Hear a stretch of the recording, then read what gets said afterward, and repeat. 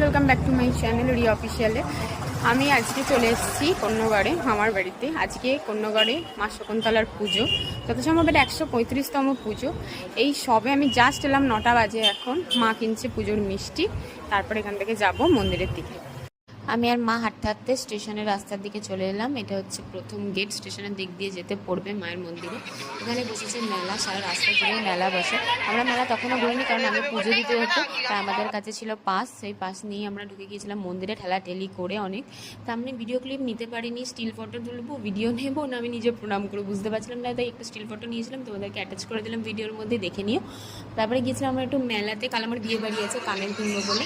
তারপরে কিছু টুকটাক খাওয়া দাওয়া করলাম, করে মামার বাড়ির দিকে হাঁটতে হাঁটতে আবার ফিরছিলাম। আর মামার বাড়ি আসতে গেলেই পরে মনসাতলা মা, সেই মাকেও প্রণাম জানিয়ে আস্তে আস্তে মামার বাড়ির দিকে চলে এলাম। এবার নেবো একটু রেস্ট, আবার ভোরবেলা উঠতে হবে, যাবো ভাসান দেখতে। চলো সেই ভিডিওটাও তোমাদের সাথে শেয়ার করবো। টাটা।